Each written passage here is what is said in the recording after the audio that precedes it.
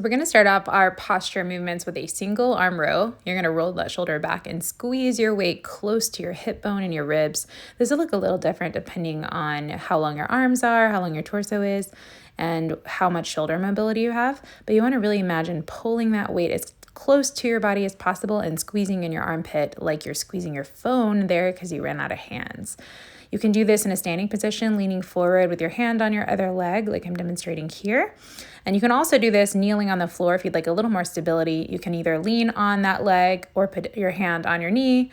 You definitely want to keep the spine nice and long rather than rounding in the low back. And then you're going to hinge forward, and the same movement applies. You're pulling back with an exhale to pinch tight. You can also do this on a chair if you'd like a little more space or just to play around with how it feels.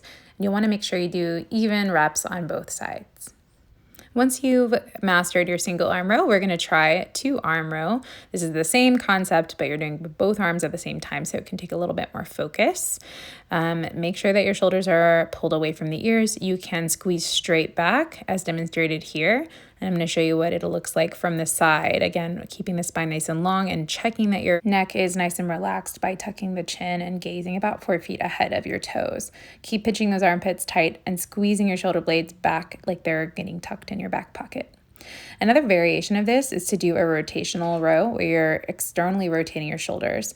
So at the bottom of the row where your hands are forward, your palms will be facing more down than up, and then you're going to rotate and pull them in. You can also do a fully supinated or open row where it looks almost like a bicep curl, but instead of squeezing your hand up towards your shoulder, you're going to pull the elbows back. And this looks a little funky, so I'm going to show you from the side. You're definitely not allowing your wrist to come up by your bicep. You're just going to pull your elbow back and forward like a saw. All right, so now we can progress into our Renegade Rows. So I'm going to show you a few different ways you can do this. Definitely check in the shoulders and make sure they're pulling away from the ears. You're going to pop up into your plank and then pull one arm at a time back towards your hip. Again, squeezing elbows high rather than pulling them out away from you.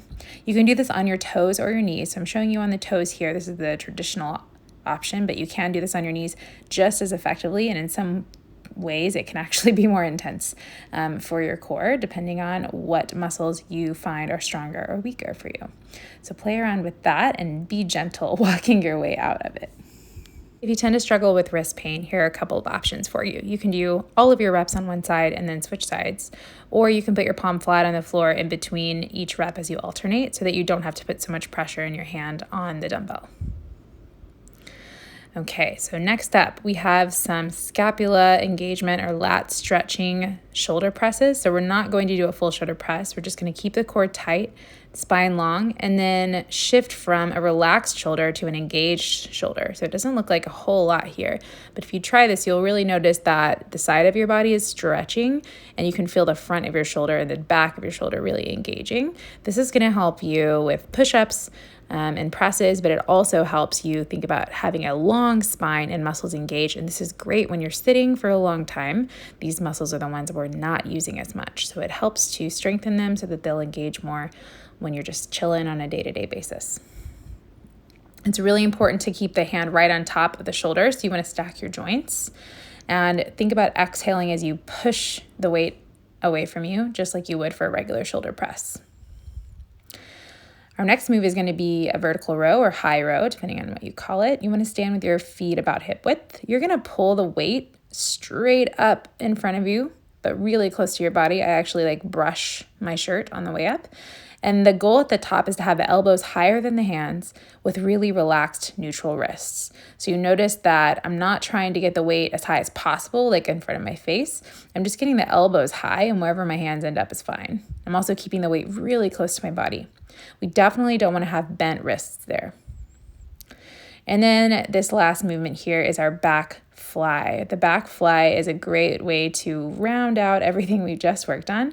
We're going to keep the spine straight like we're doing a row, and we're going to pull the weights away out to the side intentionally. Notice that my elbows are lower than my shoulders and that the wrists are straight. If the weight feels too heavy to do this, then just go down a little bit. You can even do this without weight, and it can be very effective for your posture. And then up Here we have our tricep overhead extension. This is another great option just to try by itself if you just want to do a few quick moves to straighten out your spine, because it requires you to have a nice straight posture. And then you're also getting the benefit of strengthening your triceps and your shoulders. You're going to let that weight drop as low as it feels comfortable, and then you're going to push straight up until your arms are fully extended. Be careful not to hit your head on the way back. And finally, we have these shoulder external rotations. This doesn't look like I'm doing a whole lot, but I'm pinching the elbows in really close to the side as if I'm going to do a bicep curl, but then the arm, it goes out to the side instead of up towards my shoulder. So this is building a lot of rear shoulder muscles. And that is your posture stuff for the day. Thanks for watching.